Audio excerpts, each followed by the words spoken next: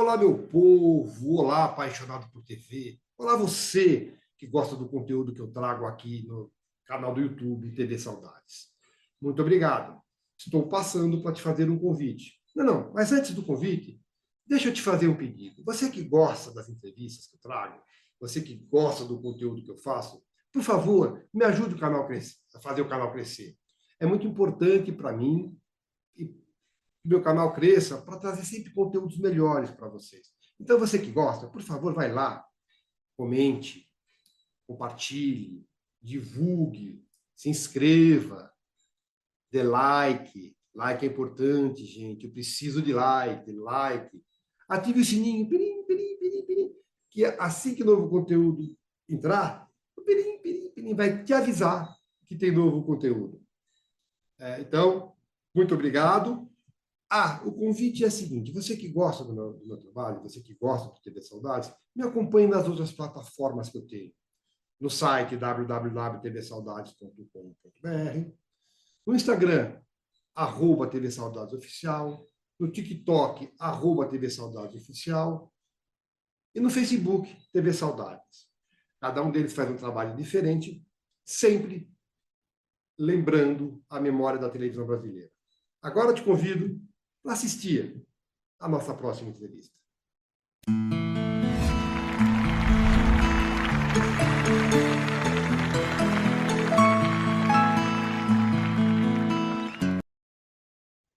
Olá, saudadíssimo. Muito obrigado por mais uma vez estar aqui no TV Saudades Entrevista, que hoje é muito especial. Vamos conversar com um premiado, ator brasileiro, de cinema, televisão, principalmente teatro. Hoje eu falo com Fernando Eiras. Fernando, muito obrigado por você ter aceitado o meu convite, viu? Seja bem-vindo. Oi, Américo. É um prazer estar conversando com você. Quero te agradecer a oportunidade que você me dá, e não só a mim, a nós que trabalhamos nesse ofício tão difícil no Brasil de ser exercido. Sempre Nos... foi Sim. e continua sendo para todos nós, mas fazemos por paixão, fazemos porque precisamos, necessitamos de fazê-lo. Nos... E é muito bom contar com pessoas como você que nos ajudam a divulgar nosso trabalho. Eu faço trabalho memorialista, né? Eu resgato, inclusive, a memória. E sou colega também. Não sei se você sabe, eu sou autor de teatro. Já trabalhei com o Jaiminho, já trabalhei com a Angelina, já trabalhei com o Rony Facchini, já trabalhei com algumas pessoas queridas. Bom, vamos Uhum. lá, Fernanda. Fernanda, eu gosto de começar sempre pelo teu início. Eu sei que você é filho de um radialista, compositor. Eu queria saber o seguinte, o seu Haroldo Eiras, né? Eu queria saber o seguinte, Sim, foi através dele, teu primeiro contato com a arte? Qual é a tua primeira memória de contato com a arte? meu pai foi músico, radialista, e, e ele teve programas em televisão, na TV Continental, TV Excelsior, TV Rio. Teve programas na Marink Veiga, na Nacional, na Tupi, rádios, né? Ele foi um homem de rádio. E, eu cantei em rádio também, porque me apaixonei por rádio, porque ele me mostrava tudo. Ele me mostrava tudo em vinil, e em 79, né, em rotação.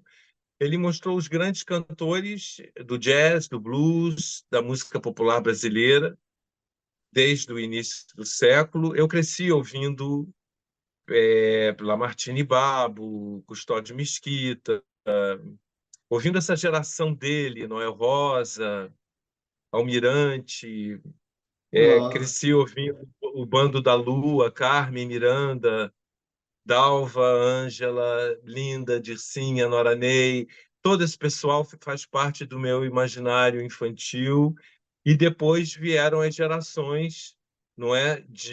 Já que eu falei das cantoras, veio a geração de Elis Regina, Nana Caymmi, Bethânia, Gal, Clara Nunes e Elza Soares, Alcione, enfim. É, então eu cresci ouvindo música. Mas eu, aos 12 anos, e cantei, estreiei, na verdade, eu pisei no palco pela primeira vez em 1967, no Maracanãzinho, no segundo Festival da Canção Popular. Era o ano de Carolina, Margarida, Travessia.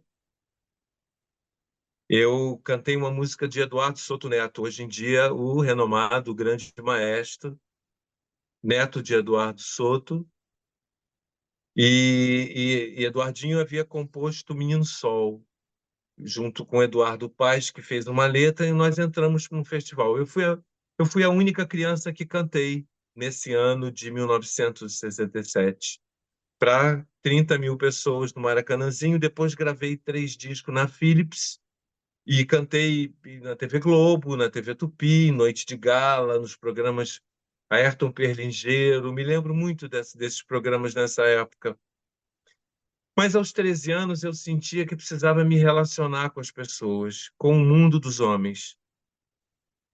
Na verdade, foi por isso que eu procurei o teatro.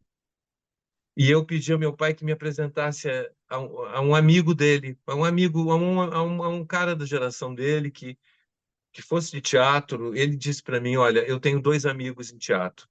Ziembinski, um polonês que veio durante a guerra para o Brasil, e Tônia Carreiro. Olha os E nomes. então o Ziembinski e Tônia Carreiro me receberam. Eu tinha 13 anos de idade, e foi conversando com eles que eu comecei a entender que havia em mim uma vocação para o palco. Então, o Ziembinski me levou até o tablado. Então, Maria Clara Machado foi a minha primeira professora. Foi ali que eu comecei a fazer teatro. Quando eu entrei no tablado, eu entendi que eu ia conseguir, então, me comunicar com o mundo e me relacionar com as pessoas através do palco, através do teatro. Quer dizer, eu procurei o teatro para me relacionar com o mundo dos homens, através da linguagem teatral, que é tem tantas vertentes, é tão generosa. E achei que o teatro iria. O teatro destampou a minha cabeça. Não é menino, ainda aos 13, 14 anos. Então foi aí que eu comecei no tablado. Deixa eu entender Foi uma por coisa. causa do meu pai, foi por causa do meu pai, porque foi ele que me mostrou a arte através da música. E me apresentou ao Zimba e à Tônia, que me levaram até o tablado, e no tablado eu comecei a brincar, to play, brincar com a Clara. Com a Deixa, minha professora, eu tive a sorte de ter uma professora magnífica. Maria Clara Machado, ela fundou o tablado, filha de Aníbal Machado, grande escritor. Clara tinha uma casa em Ipanema, Aníbal, onde recebiam todas as pessoas da comunidade artística, cultural do Rio de Janeiro, iam muito lá, aquela casa vivia de portas abertas. Clara fundou o tablado e, junto com o tablado, fundou uma legião, assim, essa casta dessa geração magnífica que abriu caminho para um estilo de interpretação que foi se expandindo durante o século. E aí eu falo de uma geração que vem com Napoleão Muniz Freire, Germano Filho, Rubens Correia e Ivan de Albuquerque, Fernanda Montenegro. Essa geração toda entrou no tablado, e a primeira peça de estreia do tablado foi o Tilvânia, do Anton Chekhov. Eu acho que, se não me engano, foi o Tilvânia, mas tenho certeza que Rubens Correia estava lá, meu mestre. sim. Acho que eu já falei um pouco demais até nesse Não, início. perfeito. Você, na verdade, foi ótimo. Deixa eu te perguntar uma coisa. Pelo que você me contou, teu contato com a arte veio primeiro através da música. Aí depois você disse que para se relacionar com os homens, você era uma pessoa tímida? Porque essa necessidade, é, é, a necessidade de se relacionar, tudo bem, mas por que você pensou isso? Você não se relacionava, com os homens Não, antes? não, eu tinha muita dificuldade de me relacionar com o ser humano. Eu era terrivelmente tímido. Era uma Hum. timidez avassaladora. Sofria muito com isso. Tinha muita dificuldade de me relacionar com as crianças da minha idade e com as pessoas em geral.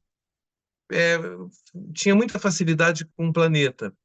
Meu pai me levava para passear numa praia, no mar, numa lagoa, numa cachoeira. Ele era babalorixá também, ele era médium de cabeça feita. Então, eles arriavam muitos trabalhos em cachoeiras, em praias. Eu tinha muita facilidade de me entrosar com a natureza do planeta e de me relacionar com ela, mas com o ser humano muita dificuldade, ainda tenho, e acredito que sempre terei, mas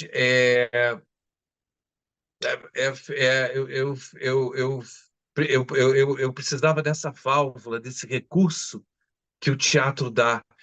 Diante de uma plateia, eu consigo me tornar possível, eu consigo desbloquear meu afeto, porque ator é afeto, né? Sim, Então eu sim. tenho essa facilidade de, diante de uma plateia, desbloquear esse afeto e me transformar numa multidão, não Que é? ba- Eu posso ter muitos, que não sou eu. Então o teatro me dá essa oportunidade de me livrar de mim. Essa é a melhor coisa de fazer teatro. Você consegue se livrar de você que e le- ser muitos e ser ninguém ao mesmo tempo, não é?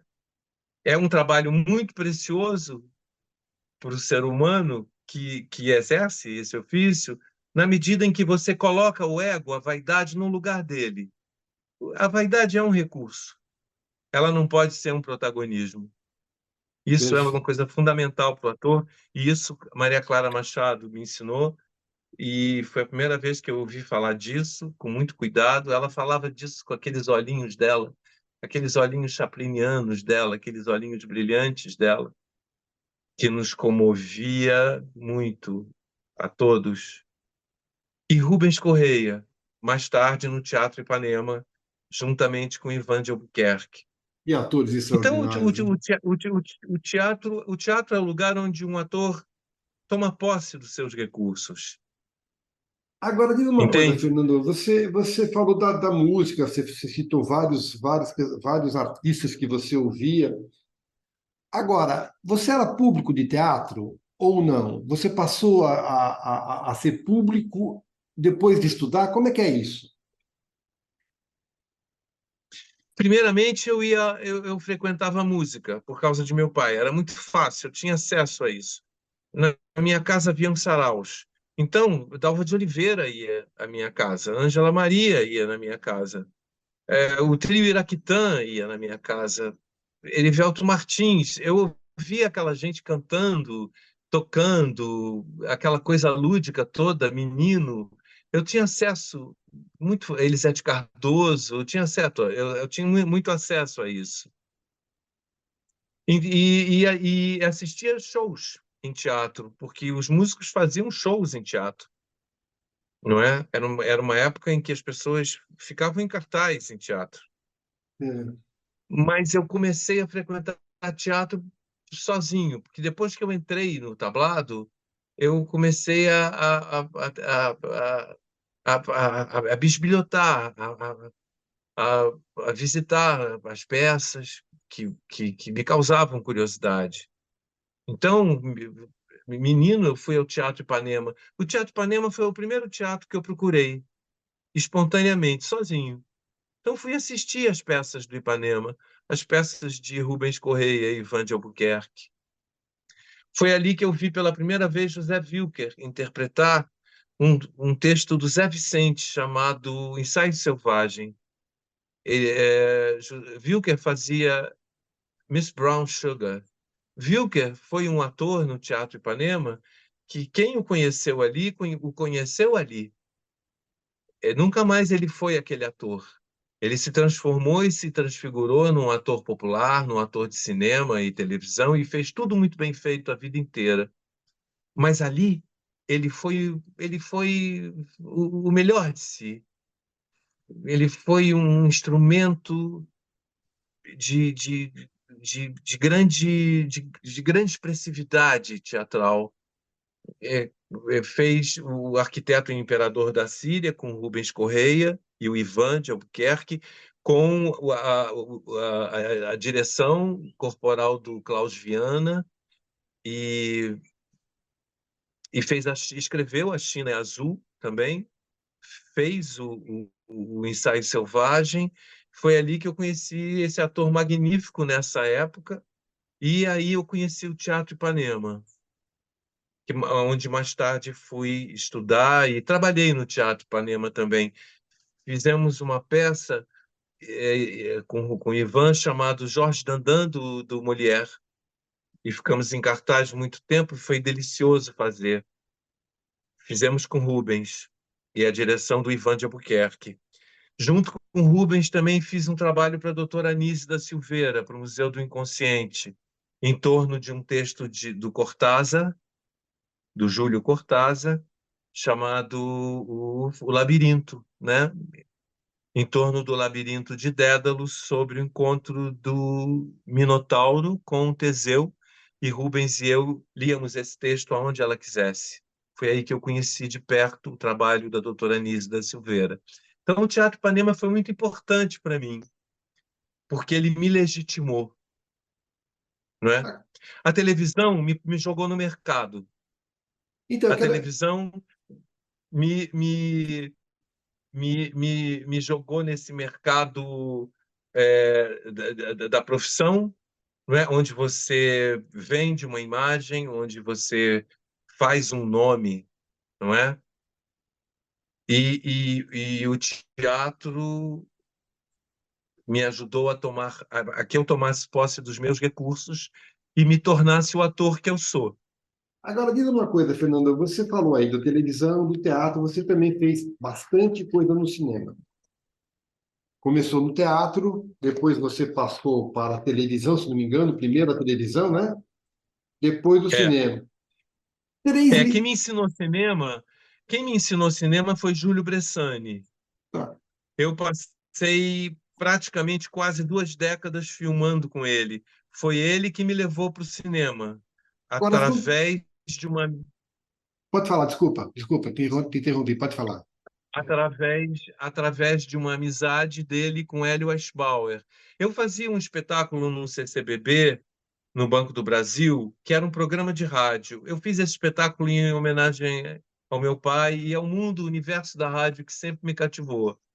Eu achava muito bonita aquelas plateias que iam ao teatro, porque cada estúdio de rádio era um teatro, tinha plateia. Cada programa era feito num teatro e era um estúdio, era gravado. Assim na Nacional, na Marinque Veiga, na Tupi, nas rádios, né? Então o público ia às rádios conhecer os donos das vozes, por quem eles se apaixonavam. Então o cara estava em casa, ouvia a voz do Orlando Silva, se apaixonava por aquela voz e ir até a Rádio Nacional conhecer o dono da voz. Isso sempre me cativou muito. E ainda mais porque sou ator e acho que quem tem voz tem tudo. Então eu fiz um programa no CCBB, uma peça, usando o Custódio Mesquita, é, uma peça teatral chamada Nada Além de uma Ilusão, né, que era uma música do Custódio com Mário Lago.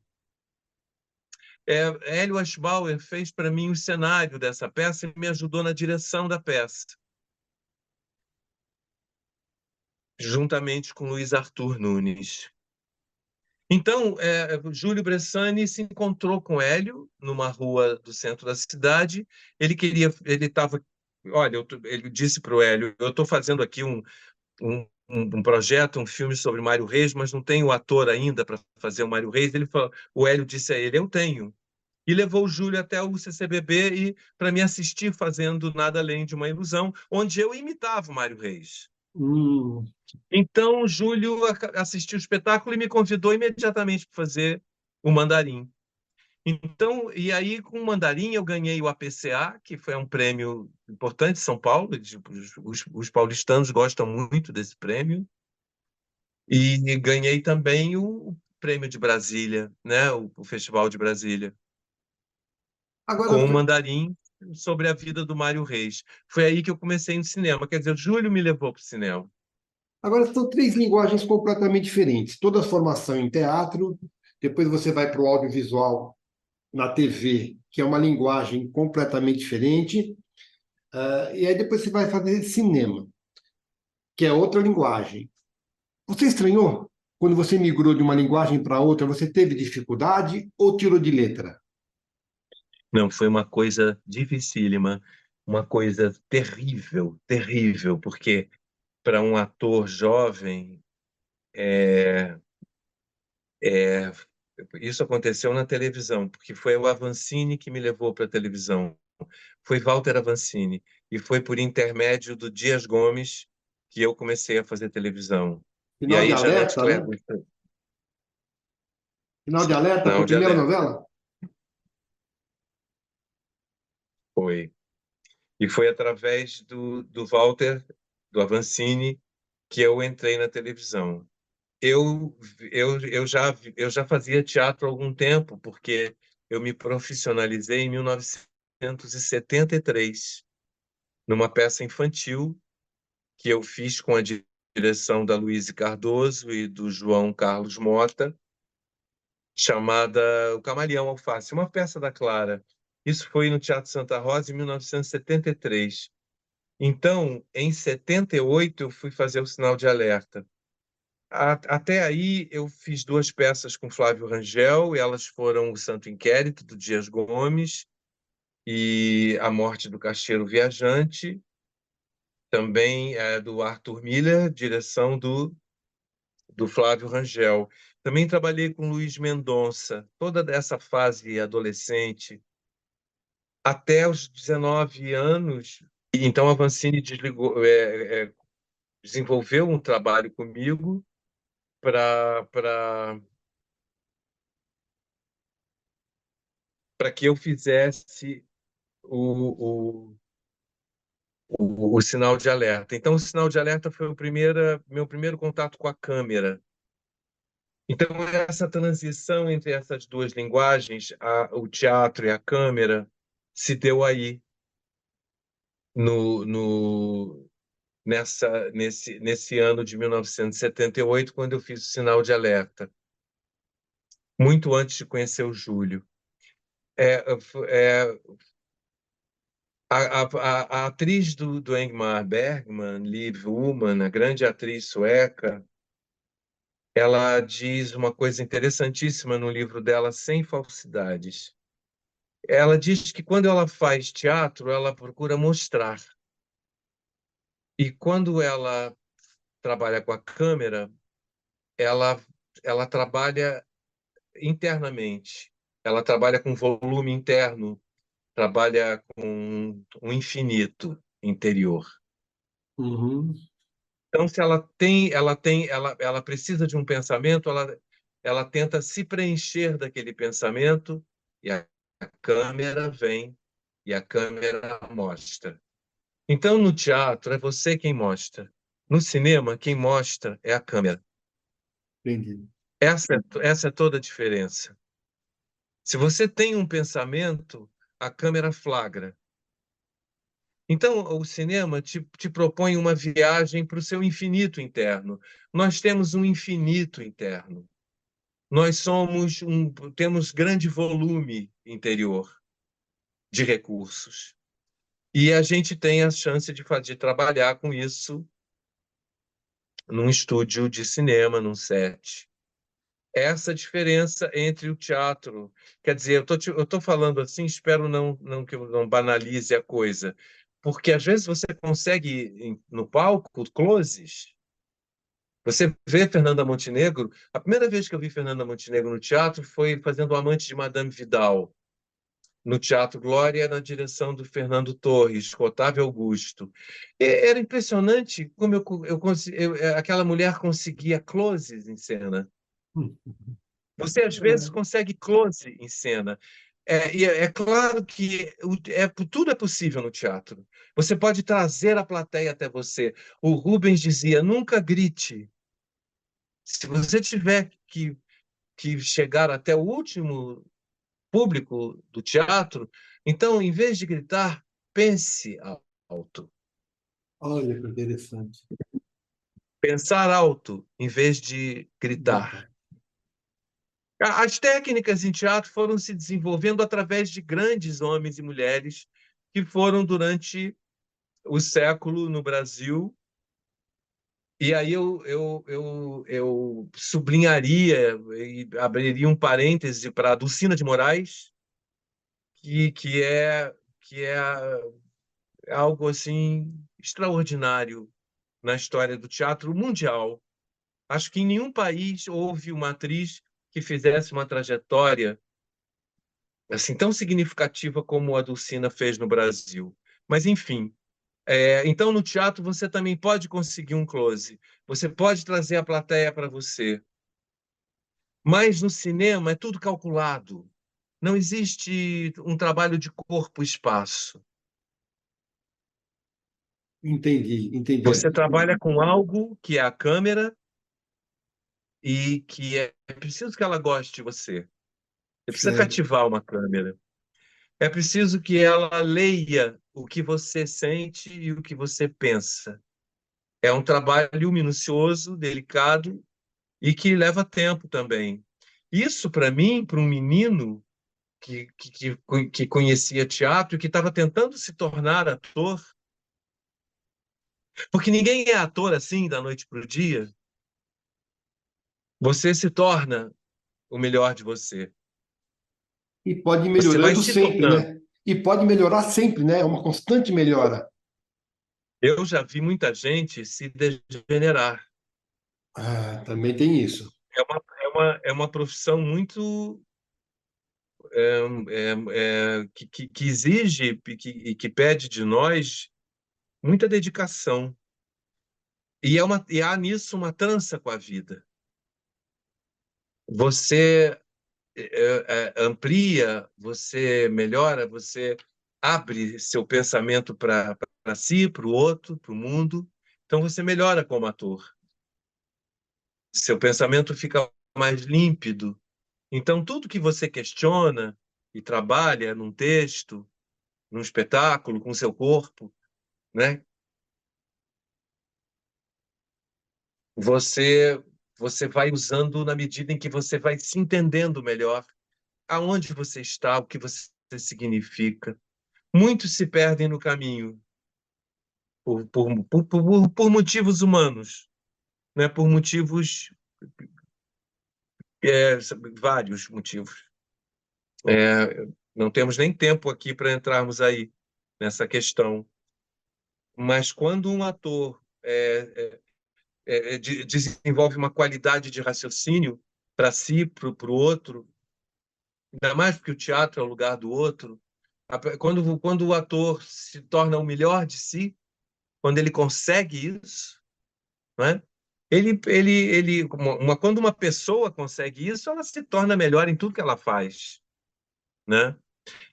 Agora, Entendeu? diz uma coisa, Fernando. Você é um artista brasileiro. E a arte no Brasil sempre foi vilipendiada, vamos dizer assim. Sempre foi, nunca devidamente respeitada. O Fernando Eiras, em algum momento, pensou em desistir ou conseguiu, felizmente, viver da sua arte desde sempre? Não há possibilidade, no meu caso, de desistência, porque eu não sei fazer outra coisa e não tenho interesse também. É linda aquela frase de Elis Regina, quando ela diz: não há nada que eu goste mais na vida de fazer do que cantar. Adoro isso. Não há nada que eu goste mais na vida de fazer do que interpretar. E cantar está envolvido nisso. É, eu adoro fazer isso. É o que eu sei fazer, eu gosto de fazer. Não há nada mais divertido, não há nada que mais me preencha, entende? Eu não sinto nada, eu acho que não tem nada mais divertido, não tem nada melhor do que você to play a vida inteira, brincar, brincar com a vida, com brincar com o destino, né? numa dança com o destino, né? Teatro é uma coisa muito nietzschiana, muito Falemos, nietzschiana. vamos falar de composição, então? Que você disse que você se diverte interpretando, você não se vê fazendo outra coisa. Como é que o Fernando Eiras constrói? Você fala os personagens ou as personagens? Qual é a linha que você segue? Pode ser, pode Como, ser os personagens. como que o Fernando Eiras constrói? Ele constrói de dentro para fora, a partir do emocional, a partir do sentimento, ou a parte exterior é importante para você? Como é que começa esse teu processo, Fernando? Luiz Mendonça, o diretor nordestino, que trouxe tanta gente para o nosso teatro e que fez tanto teatro popular, e foi um cara sensacional. Ele dizia que eu era um ator stanislavskiano. Ele, no sentido de que eu construía os andaimes, eu começava pelo lado de fora, através dos meus recursos, e ia avançando para dentro. Durante o tempo, eu experimentei vários caminhos, É, né? Porque às vezes você precisa se desconstruir primeiro. Antes de mais nada, eu sempre gosto da palavra desconstrução, porque acho que é o primeiro passo que você. Eu te falei que a melhor coisa de fazer teatro é se livrar de si. sim. Usar a vaidade e o ego, porque você precisa de ego, de vaidade, você precisa levantar da cama todo dia. Uhum. Mas isso aí tem que ter um lugar. Isso aí tem que ser um recurso, não pode ficar entre você e o público. Então, eu acho que desconstrução é uma palavra muito bem-vinda. Eu gosto É, mais de desconstruir do que construir. Eu acho que primeiro a gente sempre começa. Eu sempre tenho a sensação de que eu começo um trabalho me desconstruindo, tentando me esquecer. Eu acho que a gente sabe para esquecer. Isso é filosofia. Também não sim. vamos entrar agora nisso, porque senão vai demorar bastante. Mas eu acho que esquecer de si é um bom caminho.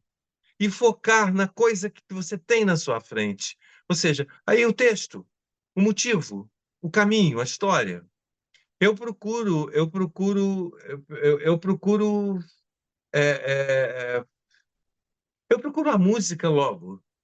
A primeira coisa que me vem é a necessidade de encontrar uma música para o personagem, para o texto que eu estou fazendo. A música é a primeira coisa. Rubens tinha muito isso também. O Rubens era músico, essencialmente músico. E ele foi um mestre para mim, um avatar. O Rubens Correia foi um ator que merece um programa inteiro para ele.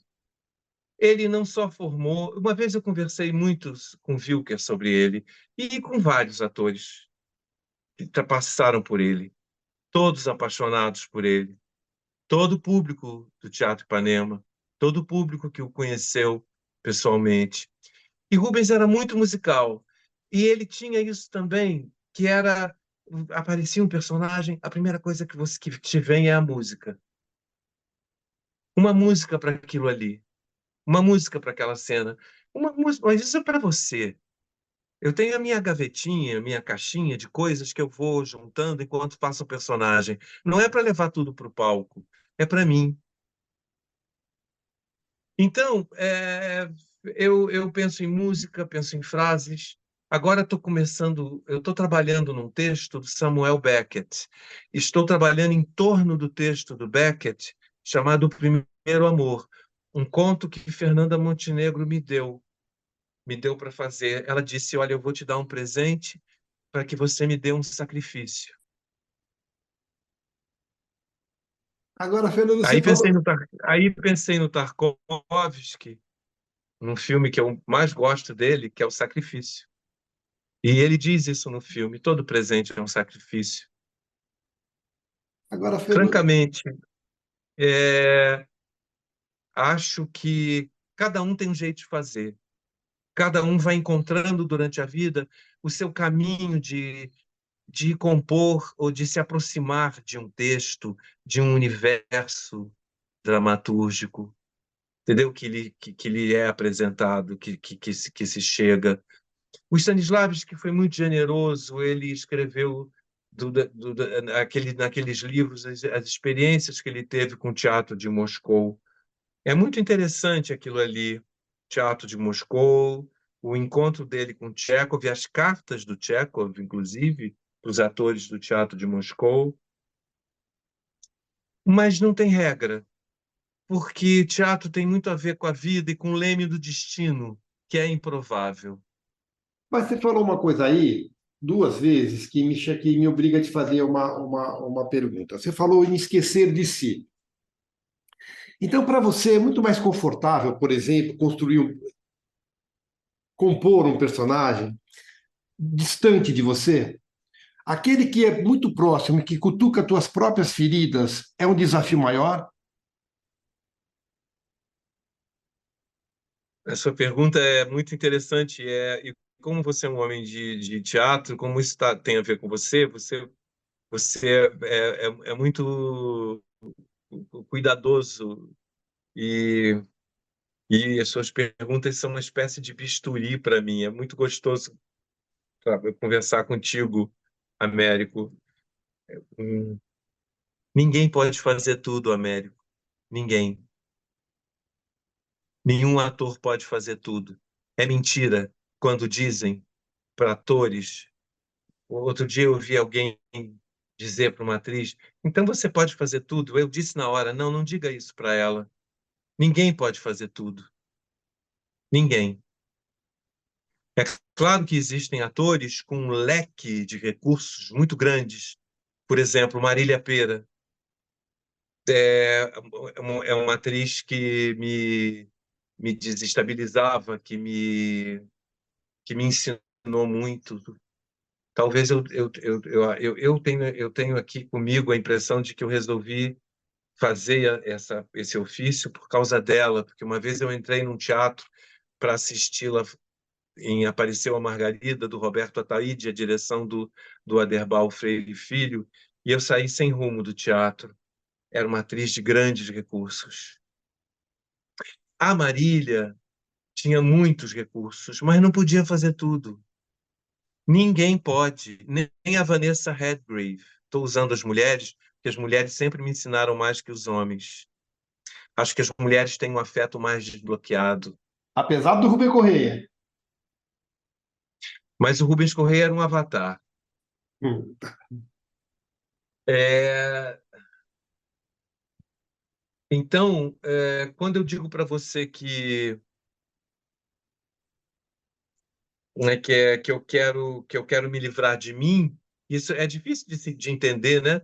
Porque você pensa, olha, como é que ele vai se livrar dele se ele precisa de si para ficar em cima das próprias pernas? Precisa de si para usar da sua voz, da sua memória? É claro que eu preciso dos meus recursos, mas eu preciso me livrar das minhas neuroses, das minhas da coisa inútil que nos acompanham às vezes como preocupações desnecessárias. O Nietzsche diz que nós somos poeirinha da poeira, né? O ser humano é muito pequenininho. O ser humano é muito risível, né? É risível. Nós somos muito ridículos. Pô, Nós somos tortos. Nós somos tortos mesmo. É tudo torto. E agora, existe algo divino, dionisíaco, apolíneo, que nos atravessa e que somos capazes de evocar. Isso é arte. É algo que nos transfigura. Então, para que essa química se dê, é legal que você se livre de você, porque assim você vai se divertir mais. aí você me diria, nesse caso, Fernando, você me diria o quê? O ator não é médium, eu sei disso. Mas se você tem um personagem, você convive com ele durante o período do trabalho, no começo dos ensaios, até quando o trabalho acaba. Você diria para mim que você habita o personagem ou você permite que ele habite em você? Como é a tua relação com os personagens durante o período de trabalho, mas fora do ambiente de trabalho? É isso que eu quero saber.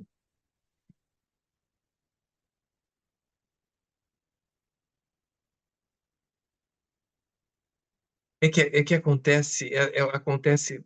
Você imagina se dois planetas se aproximassem um do outro. Já viu aquele filme Metamorfose? Sim, sim. De quem é mesmo aquele filme? Lembra? São Não. dois planetas que se aproximam um do outro. É, É um filme, eu não sei se é um filme alemão ou inglês, é alemão. é, Aí de quem é esse filme? Esqueci. Outro dia eu estava falando desse diretor. Se você aproximar dois planetas, pode imaginar o estrondo e a instabilidade de ocorrências, né, que acontecerão quando você se aproxima de um personagem possível para você. Às vezes é fácil. Às vezes ele vem feito um anjo e pousa no seu ombro e brinca com você. Às vezes é difícil. Ele provoca, ele te desafia. Às vezes é duro para você, às vezes dói. É, é claro que aquilo ali vai fazer parte da sua vida. É difícil depois, inclusive, se despedir dele às vezes. É muito duro. É claro que aí há um encontro, sabe? O que nos habita são as coisas da vida, são os sentimentos, que aí podemos identificar no outro que interpretamos, o personagem. Ah, eu tenho isso comigo, eu tenho essa memória. Ah, eu tenho esse medo, esses sonhos. Os sonhos são muito importantes. Eles nos ajudam muito no trabalho, porque é quando você entra em contato direto do inconsciente, e é o inconsciente que manda em tudo, e ele ajuda muito a gente nessa relação intuitiva com os personagens, né? Então, existe um acordo íntimo, sabe? Assim como a mão direita e a esquerda, que convivem juntas e precisam uma da outra, e às vezes, mas que não são a mesma coisa. entendi, Fernanda, entendi. Agora, eu vi aqui no teu trabalho que você fez, muitas vezes, no cinema, no teatro, na televisão, personagens que existiram. Por exemplo, em Dalva e Velto, você fez Francisco Alves, que fazia parte, provavelmente, você deve ter crescido ouvindo, né?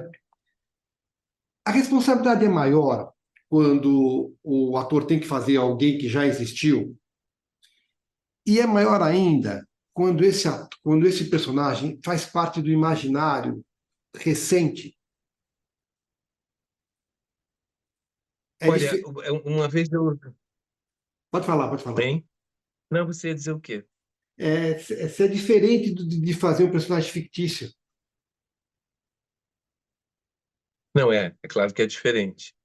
Uma vez eu ouvi a Andréa Horta falar, adoro a Andréa Horta, Ela é sou ótima. fã dela, trabalho dela como atriz, né? Tem da forte empatia que ela tem com o público e com o entusiasmo dela, né? E com talento, a vocação nela, com a capacidade que ela tem de deslocamento. Eu gosto muito da Andréa. E quando ela fez Elis, eu gostei muito. Eu conheci Elis Regina, eu conheci Elis de perto e, e vi Elis em cena.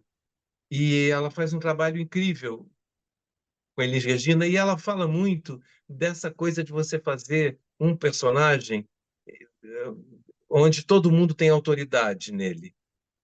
É o meu caso com o Mandarim, com o Mário Reis. O Mário Reis, se o João Gilberto é o pai da Bossa Nova, o Mário Reis é o avô.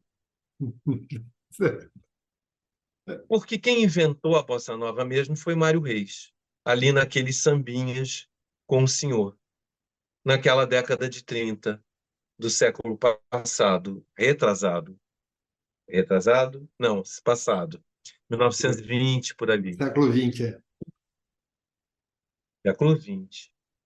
Então, fazer o Mário Reis é muito difícil nesse sentido de que tinha sempre alguém numa esquina que chegava para mim e me dizia uma coisa que sabia do Mário.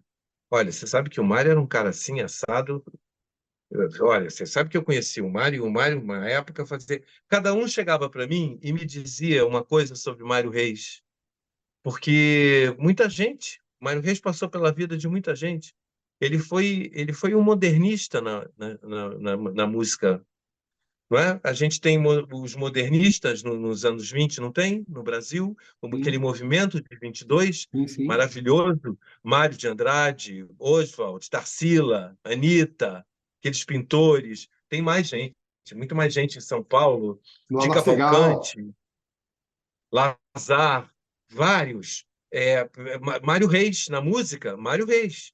Foi o Mário Reis que começou a cantar daquele jeito, ao pé Uhum. do ouvido, como dizia o Mário Lago. Então, o João veio depois, mas foi o Mário que começou aí. Aí o Júlio, apaixonado pelo Mário, amigo dele, me convidou para fazer o Mário no filme. Rapaz, tinha sempre alguém numa esquina que sabia uma coisa do Mário para me dizer.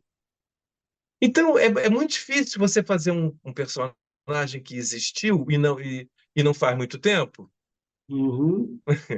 mas que todo mundo tem autoridade. Ah, eu sei, eu conheço. Ah, ele não falava assim, não. Aí ele dizia assim. Então é muito difícil.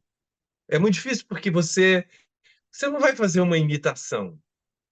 É claro, você vai criar um personagem com todas aquelas características que você reconhece nele. Mas não é exatamente uma imitação. Quase que uma aparição. É uma evocação. É evocar o personagem. Sim. Tá. Sempre evocar, sempre, sempre evocar. Você falou para mim que nenhum ator faz tudo. E é claro que você disse dentro do contexto da pergunta que eu fiz. Agora eu te pergunto assim, o homem Fernando Eiras, Fernando Antônio Alvim Eiras, tem restrição para o ator Fernando Eiras? Coisa que você não faz de jeito nenhum, ou que não fez e hoje faz, ou que fez e hoje não faria. Você tem alguma restrição como ator?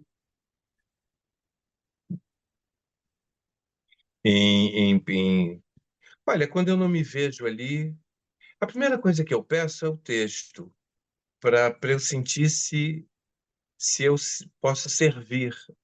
Essa palavra servir é muito boa, né? Porque você Hum. está sempre servindo aos outros. Eu sempre procuro ler um texto antes para tentar entender se há um lugar para mim ali. Mesmo quando eu digo sim, e digo sim por causa das pessoas, ou digo sim por causa do projeto, não é? Eu digo sim por causa de uma produção que eu admire. Eu peço logo o texto, e é na hora que eu leio o texto, que eu entro em contato com ele, que eu sinto se tem lugar ali para mim, sabe? Às vezes não, às vezes não tem. Isso já me aconteceu. Deu, deu, deu, tá, deu ler um texto e dizer, não, não é para mim. E aí indico um ator que eu considero mais próximo do texto do que eu, porque considero que ninguém pode fazer tudo. E, já, Considero mesmo. e você já se arrependeu alguma vez por algum sim e por algum não? Não, Tá, perfeito. não, não. Fernando, quando o trabalho acaba, e quando eu digo acaba, não é o dia de trabalho, é o projeto. Acabou a novela, acabou o filme, acabou a peça. Qual é a sensação que dá para você? Luto, alívio, vazio, missão cumprida? É. Não, teatro, cinema, tudo isso. Eu sinto tudo isso que você disse, sabe? É alívio, missão cumprida, vazio, saudade. Tem alguns personagens que doem quando partem, não é? Quando vão embora, quando alguns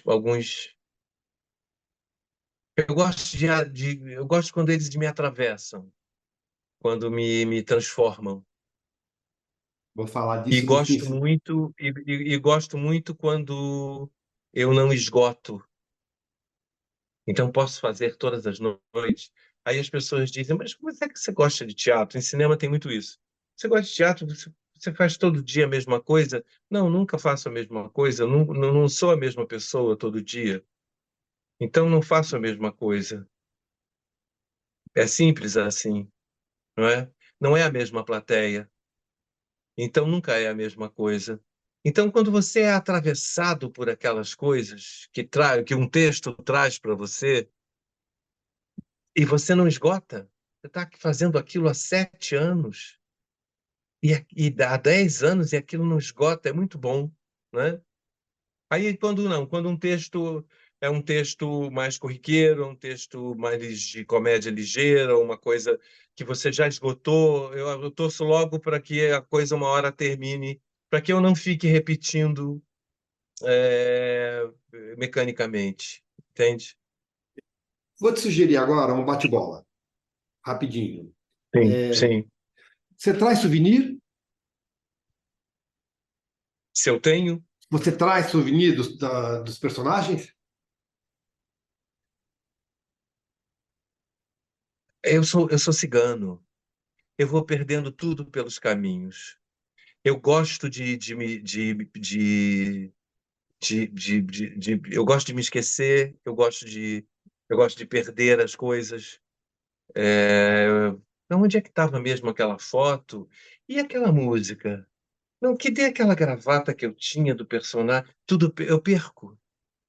Talvez porque minha vida tenha sido uma vida de cigano, para eu poder fazer o que eu fiz, para eu poder me tornar o ator que eu sou, eu precisei trabalhar muito em teatro. Portanto, eu ganhei muito pouco dinheiro, porque Uhum, teatro não dá dinheiro.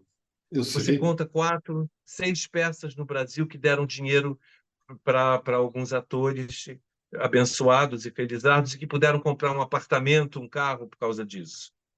Eu sempre fiz peças e peças magníficas, autores que eu procurei, porque eu precisava me tornar possível. Precisava avantajar os meus recursos, precisava ter mais recursos, conhecê-los e lidar com eles.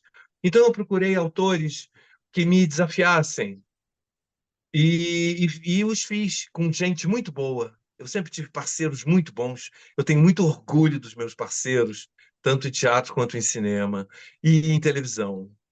Mas em teatro eu tenho realmente um, um carinho especial, porque teatro é muito difícil.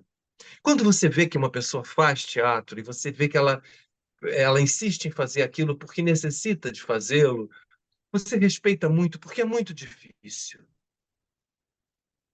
Sabe, é muito difícil fazê-lo. Por que é difícil? Porque você inventa um mundo novo na intenção de interferir e mudar a vida das pessoas que estão ali diante de você e só tem aquela noite. Você vai ficar com elas para sempre. Eu te falei que eu entrei no teatro e assisti o José Wilker fazer Miss Brown Sugar com Rubens Correia e Marília Pêra com Aderbal, e isso mudou a minha vida. Eu trago eles comigo.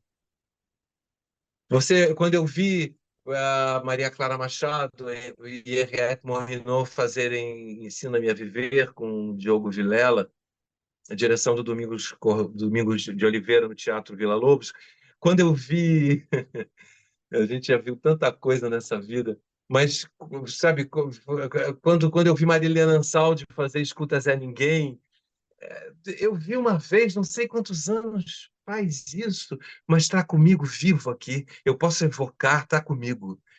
É muito difícil fazer teatro. Você inventa um mundo ali na frente do outro, com seus poros, com a sua pulsação, com o poder da sua voz. Isso é muito difícil, sabe, cara? É muito difícil. Então, por isso eu tenho muito orgulho das pessoas com quem eu encontrei e me ajudaram a me tornar possível fazendo teatro, sabe? E, e agora perdi o fio dos meus pensamentos. Tem importância. Quero te perguntar o seguinte: quantas vezes você já morreu? Eu tinha te Não tenho pergun- eu mais. tinha te Não, eu não perguntar, tenho. eu tinha te perguntado dos souvenirs. Eu acho que você respondeu. Quantas vezes você já morreu? Eu não tenho mais conta. Gravar. Eu não tenho mais memória de quantas vezes eu já morri. É, Eu precisei morrer várias vezes, claro, porque você só se renova e só se torna o que é, né? Você só se aproxima do outro, você só pode fazer outros textos, você só pode desenvolver novas perspectivas, você só pode tornar límpido o seu olhar cada vez que você morre um pouco. e a A morte, gente precisa morrer um pouco. E agora, mais difícil ainda é nascer de novo, viu? e a morte te assusta? Se a morte me assusta, é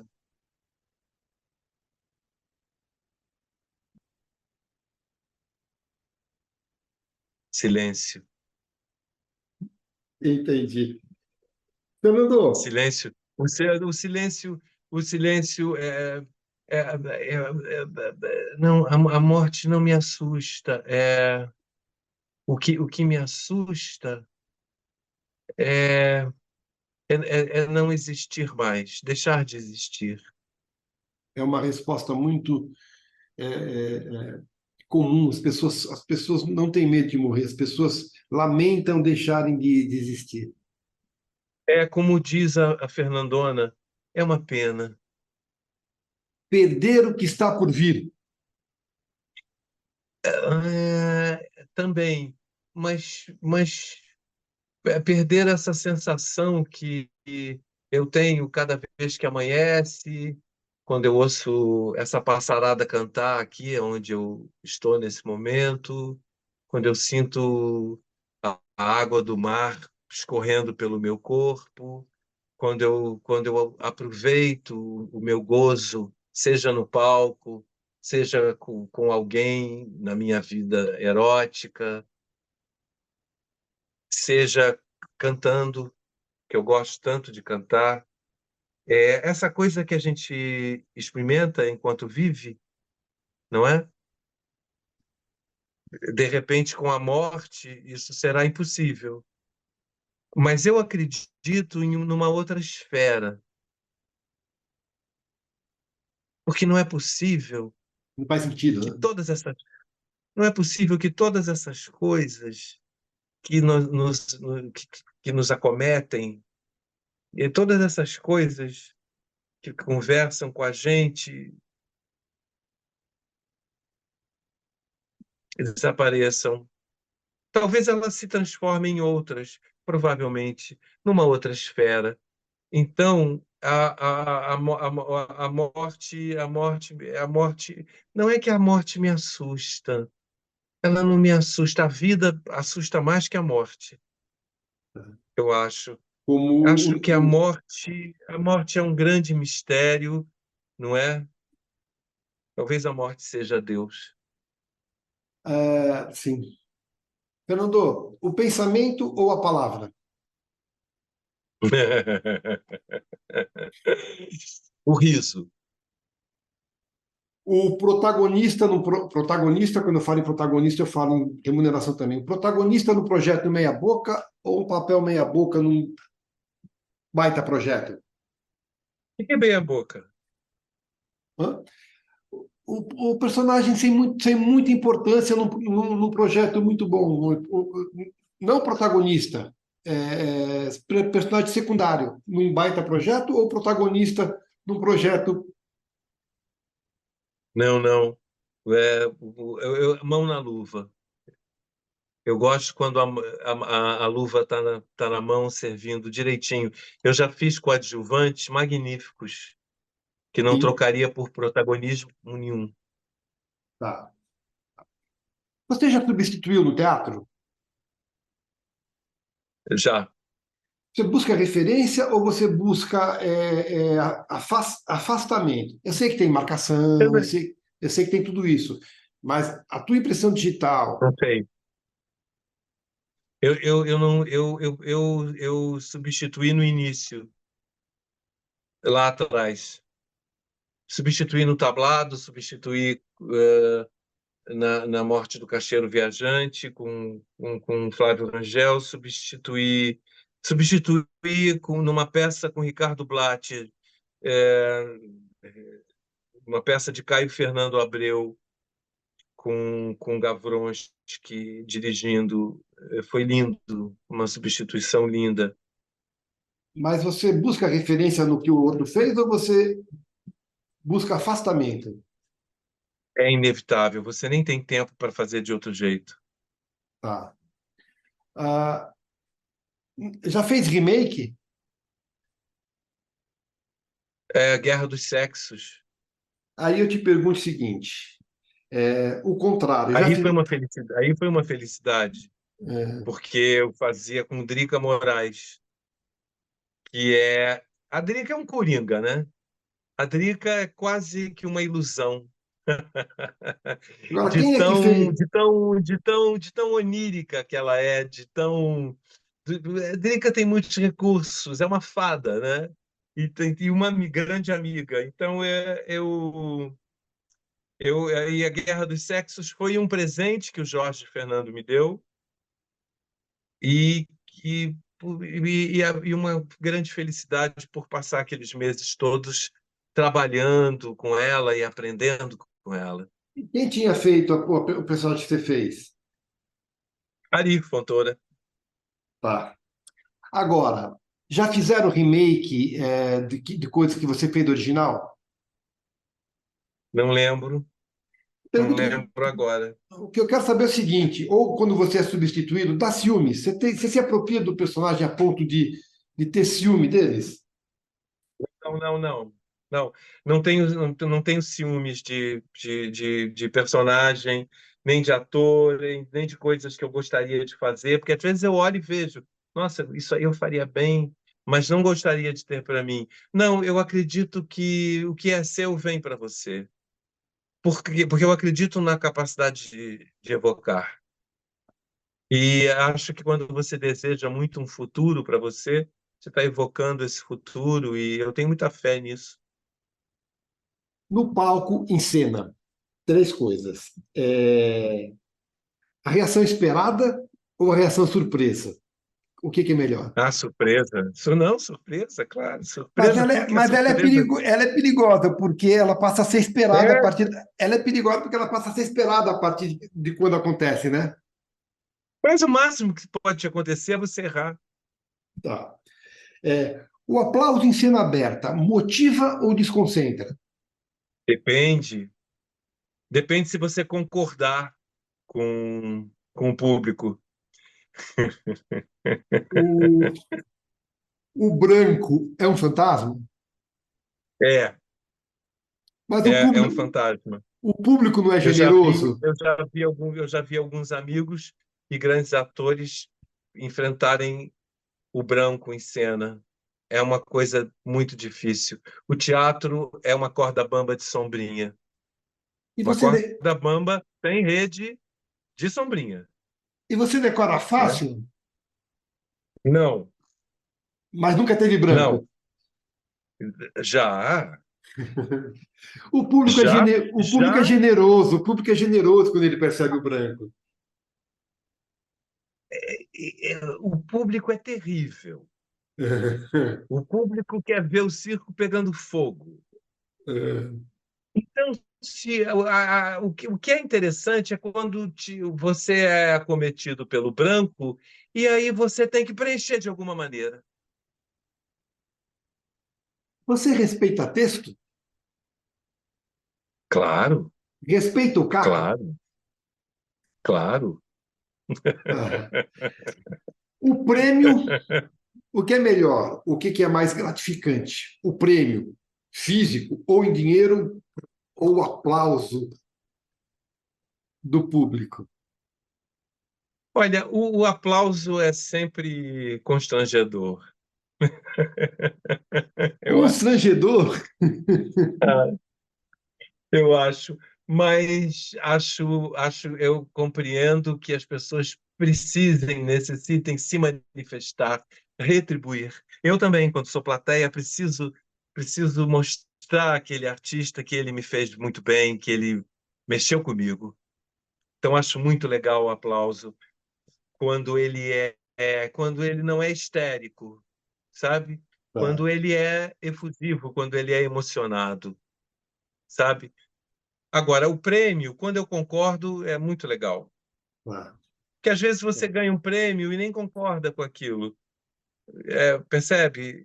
E às vezes você ganha e às vezes você não ganha e você se achava que merecia. Tá. Geralmente, o prêmio é sempre, olha, a profissão, esse ofício, não é um lugar de pódio. Você não pode dizer que o quadro de Cavalcanti é melhor que o quadro do Portinari. Você não pode dizer que o quadro que Casagrande Senzala é melhor do que a Memórias do Cárcere. Não é uma questão de ser melhor. Em arte não existe isso. O Van Gogh não é melhor que o Gauguin, não é melhor. O pódio é coisa de Olimpíada, é coisa de Fórmula 1. Perfeito. Pódio é coisa disso. É, é, é, você, em arte, em coisas que se cria e que tem um valor incomensurável, não existe melhor, não existe pódio. Então, o prêmio realmente é uma espécie de grosseria, né? Eu acho. Mas que você aceita por causa de uma coisa: todo artista precisa de reconhecimento. E isso é uma coisa do Nietzsche. Ele Ah, diz: você precisa ser reconhecido, você precisa do olhar do outro que te legitima. sim. Então, o prêmio tem sentido quando você, ainda mais quando você concorda com ele. Você tem alguns, você concorda com todos? Como assim? Você ganhou alguns prêmios, você é um ator premiado. Você disse que quando você concorda com o Aham. prêmio, ele tem mais valor. Você concorda com todos os que você ganhou? Eu sou muito grato por terem reconhecido o meu esforço, mas se eu concordo, eu acho, eu acho que seria uma incoerência eu dar qualquer opinião nesse sentido, porque não é uma questão de concordar. Eu sou grato aos prêmios que me deram, porque foram trabalhos que mereciam reconhecimento. Mas se eu concordo no sentido de que o meu trabalho era melhor do que alguém, não, eu não concordo com isso. Eu não concordo com essa coisa de melhor. Entendeu? Fernando, para você, qual é a emoção mais genuína? A leitura, estar em cena ou ver pronto? O que te Ou emociona? Ou ver a cena pronto? O que te emociona mais? são emoções diferentes, né? Sim, mas São emoções diferentes. ainda que diferentes, tem uma que é mais genuína. Não? Tem aquela que você reconhece quando você lê pela primeira vez, não é? Aquele amor à primeira vista, não é? É muito bonito. Eu Muito. considero a leitura uma coisa, uma experiência inigualável. É. Você gosta de se ver? Não, Tá. Muito me interessa essa tua resposta para a pergunta que eu vou fazer agora. O bom do fracasso e o ruim do sucesso, não importa como você enxergue o que é sucesso e o que é fracasso, mas o que é bom no fracasso e o que é ruim no sucesso. é porque o fracasso ele ensina, né? Ele ensina mais, né? O fracasso você não tem de onde cair. não é? Você tem que trabalhar, né? Às vezes você está fazendo uma beleza de texto. Às vezes está fazendo uma beleza de espetáculo. Eu fiz um espetáculo uma vez com Luiz Antônio Martinez Correia, irmão do Zé, cenário do Hélio Eschbauer, Teatro Glaucio Gil. Era uma opereta do Bertolt Brecht e do Kurt Weill, o Marragone. Era um espetáculo lindo. O Hélio fez um cenário lindo. Tim Scala fez um arranjo lindo para a opereta. Nós cantávamos toda a opereta do Marragone. Uma coisa dificílima. Foi um Fernando, fracasso. então, Não, eu estou te respondendo isso, eu ainda não acabei. Só um Ah, instante, tá. foi um fracasso. O Marragone foi um fracasso. Era lindo. Então, como você considera uma coisa linda o que você está fazendo, mas o público não foi. Então, você aprende muito com isso. Você tem algo precioso nas mãos, você está fazendo para 3, 12 pessoas, que depois te procuram e te agradecem com lágrimas quentes. Olha como isso ensina. Mas isso é Às para vezes você casa? faz aí você faz às vezes um grande sucesso, como por exemplo, quando eu fiz A Noviça Rebelde no Teatro Casa Grande. Foram 8, 7 meses de casa lotada, 2.000 pessoas por noite, de quarta a domingo, não é? Era um escândalo. Era uma delícia fazer, era gostosíssimo fazer, adorável. Era bom fazer. Aí foi fácil, um personagem que veio como um anjo que pousa sobre você e te leva junto. Foi uma delícia. Que delícia, que coisa, que gostoso é o sucesso. O sucesso é muito gostoso. Mas não tem nada de ruim no sucesso?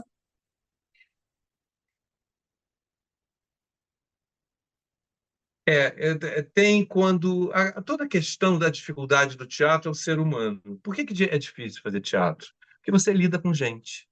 E o que acontece com as pessoas? Elas se equivocam às vezes. E nós erramos. E somos tortos. Então, a grande dificuldade do teatro é você lidar com o outro, com o ser humano. E não perder o fio da meada, né? A qualidade da coisa que você faz. Você, Então, você, fazendo o Vista Rebelde, fazer a Noviça Rebelde foi muito prazeroso.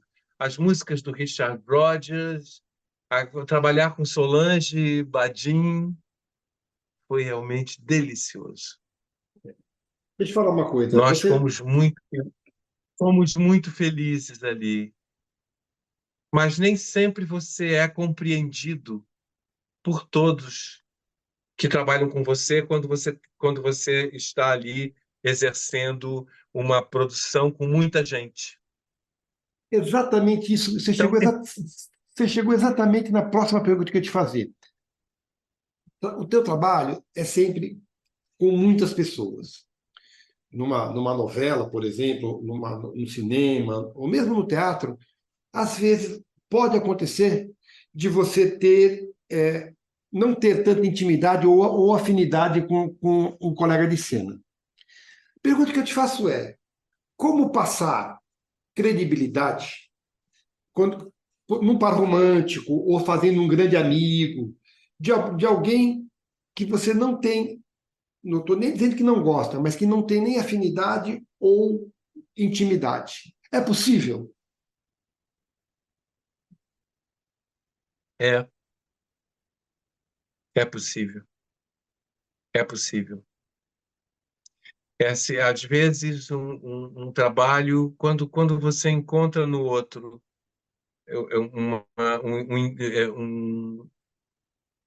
um amparo no entendimento, né, do outro, quando dois entendimentos seguem juntos, o trabalho pode ser um abraço ao invés de uma rejeição. Então, duas pessoas podem não ter absolutamente a ver uma com a outra, mas no que diz respeito àquelas questões de um texto, de uma montagem, você pode conviver com uma amizade, mesmo que seja alguém muito diferente de você. Isso é muito bonito no teatro. Fernando, como público de teatro, você já deve ter presenciado as duas coisas. O que te incomoda mais? O excelente texto feito por atores, às vezes mal escalados, tá? Ou um texto não tão bom feito por atores excelentes? O que te incomoda mais? A má escala ou o mau texto?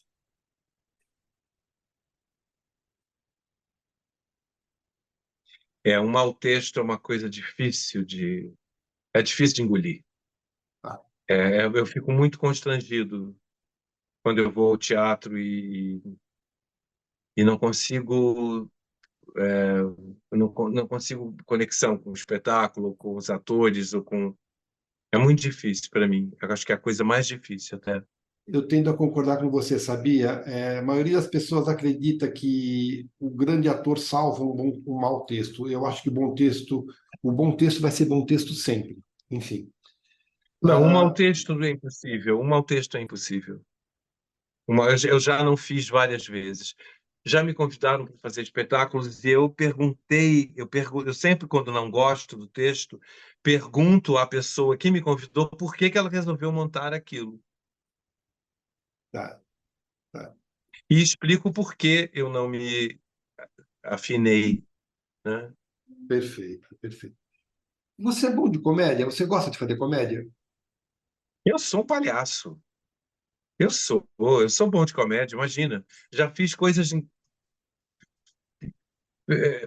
já fiz, já fiz coisas albardes. Eu já Uma, fiz de tudo na vida, cara. Eu já fiz teatro. Eu já fiz, eu já fiz comédia, já fiz farra em cena. Eu já fiz teatro em foyer, em praça pública, em avião. Eu já fiz até teatro em avião. Ninguém, você, ninguém sabe o que é isso. por que que você acha que a comédia é mais difícil? Você defende essa tese, que a comédia é realmente mais difícil? Eu acho que na verdade, o grande ator é o ator trágico, porque quando Hum. o ator ele tem um temperamento trágico, ele faz de tudo, né? Agora, O Zimbinski deu o nome, os comediantes ao grupo dele, ao grupo que ele dirigiu fazendo o Vestido de Noiva, que mudou a história do teatro brasileiro nos anos 40. Então, naquela Santíssima Trindade lá com Santa Rosa e o Nelson Rodrigues, ele deu o nome do grupo de Os Comediantes. No entanto, o Vestido de Noiva é uma tragédia, né? por que que você acha que, de uma maneira geral, a comédia, pela Eu crítica, já fiz comédias, eu já fiz muita gente rir em cena. Eu acabei de ficar, eu fiz uma coisa há pouco tempo, fiquei 7 anos em cartaz fazendo uma peça com o Henrique Dias e o Emílio de Mello, chamado Inonite. Eu considero uma comédia trágica, tem mas até. o Hamlet, mas o Hamlet também é uma comédia trágica. Sim. Agora, por que que você acha que a comédia, de uma maneira geral, é vista com certo ranço pela crítica? E eu já fiz 2 vezes o Hamlet. Portanto, eu já fiz bastante comédia. É que as pessoas gostam de enquadrar a gente. Ah, Sim. não, o Fernando é um ator romântico. O Fernando é um ator poético. As pessoas são muito burras em relação aos atores. Aliás, falando nisso, Fernando, a televisão é que te tira do anonimato, ela te dá popularidade. Quando é que você se viu popular e você já foi confundido com alguém? Já, toda hora me confundem. É muito normal. Eu acho engraçado, né? Já O deu, público de já deu televisão. autógrafo em nome de outra pessoa? Já. O público de televisão é um público muito, muito, muito distraído, né? As pessoas trabalham muito. Então, as pessoas que passam o dia trabalhando, correndo atrás de dinheiro das suas subsistências e precisam, de vez em quando, liga ali a televisão e vê, então confunde muito, é muito comum, né? Você já fez vilão no audiovisual? Na televisão? É, Eu acho que em Verdades Secretas eu fiz um vilão. tá. Então segura ele aí para mim, tá? O Maurice Arjan. É, é. Ah, te prometo que são as três últimas perguntas, tá? É, no audiovisual, a gente sabe a importância da edição. Já aconteceu com você de fazer uma grande cena na tua avaliação e ela foi para o ar retalhada ou excluída ou não foi para o ar? Olha, cara, a Marília Pêra dizia uma coisa incrível, que é tão difícil fazer televisão, que o diretor precisa gostar de você, o autor precisa gostar de você, o personagem precisa ser bom, o texto precisa fazer sucesso na televisão e o editor precisa gostar de você. Então, é muito comum que você veja suas cenas retalhadas em edições por causa de horário, coisa assim. É muito comum. É frustrante, não? É, mas em teatro isso não acontece, porque em teatro você está em cena, né? É você que está com a batuta na mão, né? Fernando, são quantos anos de carreira que você considera profissional? Esse ano. Não, É, esse ano são 50 anos. Eu comecei em 1973. meio século de carreira, perto de 200 personagens.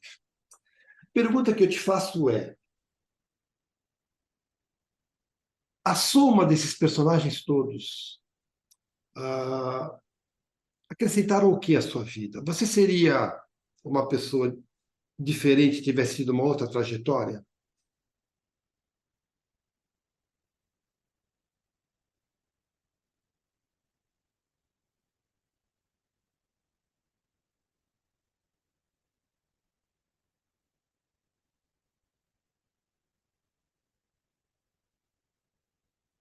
Essa pergunta que você me fez agora, não, é claro que seria diferente. É claro que se eu tivesse outra trajetória, eu seria. Eu não sei. Eu não sei. Eu acho que a gente não sabe.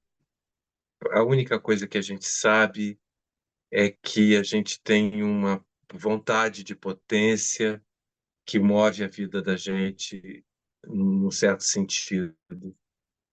Então, eu acredito que é, eu acredito no erro. Acredito que foi através dos erros, dos meus equívocos, que eu fui me conhecendo e, e me afinando, não é, com a minha, com a qualidade, com a virilidade do meu raciocínio.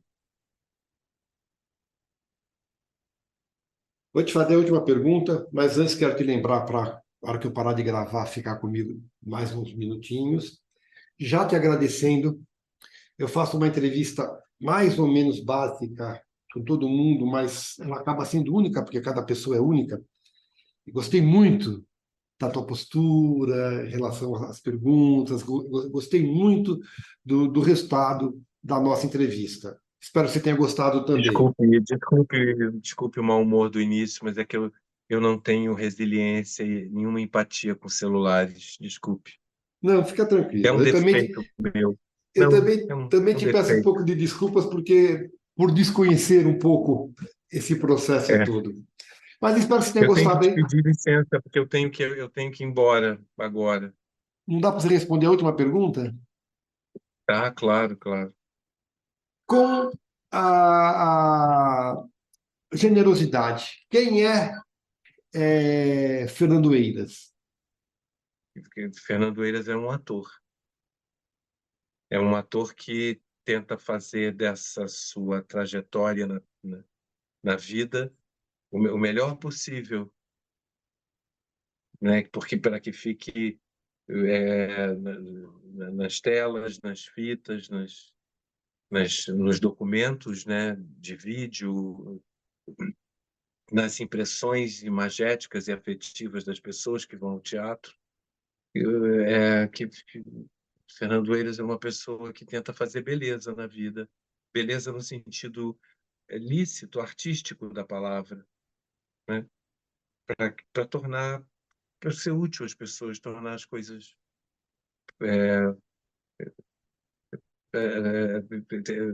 as coisas mais mais palatáveis, né? É um ator